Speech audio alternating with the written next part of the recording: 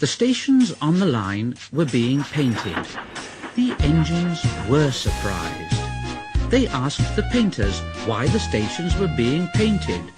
Well, because the Queen is coming, so there. The engines in the shed were excited and wondered who would pull the royal train. Edward knew it wouldn't be him. Well, I'm too old to pull important trains. Gordon knew it wouldn't be him. Well, I'm in disgrace. The Fat Controller would never choose me. But James, the red engine, was confident. Well, he'll choose me, of course. There's no doubt about it. No doubt about it at all. But Henry couldn't agree. Choose you? Choose you? You can't climb hills. He will ask me to pull it, and I'll have a new coat of paint. You wait and see. The days passed, and Henry puffed about proudly, quite sure that he would be the royal engine. One day, when it rained, Henry's driver and fireman stretched a tarpaulin from the cab to the tender to keep themselves dry. Henry puffed into the big station. A painter was climbing a ladder above the line. Henry's smoke puffed upwards in a big cloud. It was thick and black. The painter choked and couldn't see.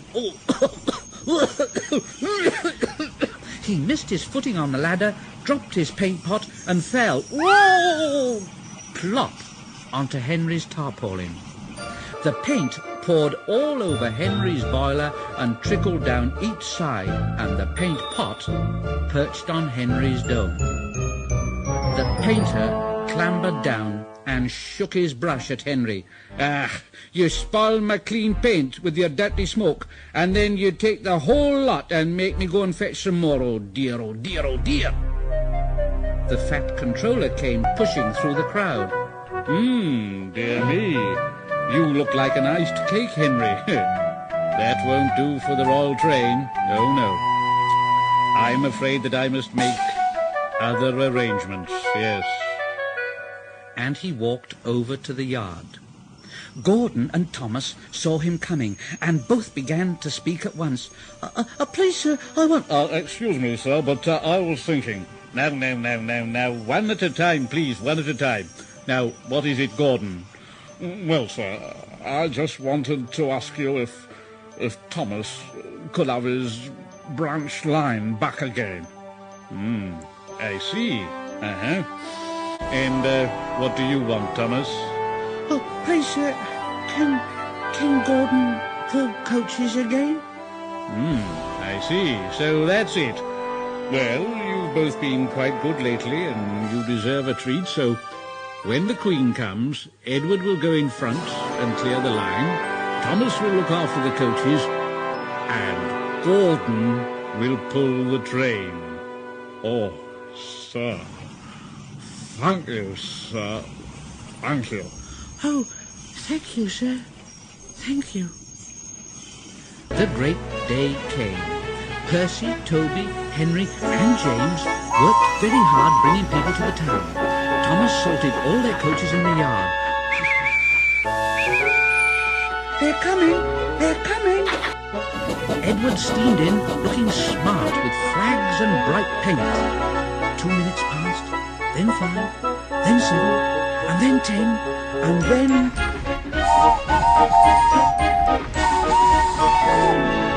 Everyone knew that whistle, and a mighty cheer went up as the Queen's train glided into the station. Gordon was spotless, and his brass shone. Like Edward, he was decorated with flags, but on his buffer beam he proudly carried the royal arms. The Queen was met by the Fat Controller, and before doing anything else, she thanked him for their splendid run. The Fat Controller bowed and said, Not at all, Your Majesty. Thank you. And then the Queen said to the Fat Controller, We have read a great deal about your engines. May we see them, please? So he led the way to where all the engines were waiting. Toby and Percy said, They're coming! They're coming! Henry and James said, shh. But Toby and Percy were too excited to care. The Fat Controller told the Queen their names, and she talked to each engine. Then, as she turned to go, Percy bubbled over. Oh, I say, 3 cheers for the Queen. Hip, hip! Hip, hip! Hip, hip! The Fat Controller held his ears, but the Queen, smiling, waved to the engines till she passed the gates. Next day, the Queen spoke specially to Thomas, who fetched the coaches, and to Edward and Gordon, who took her away, and no engines ever felt prouder than Thomas and Edward and Gordon, the big engine.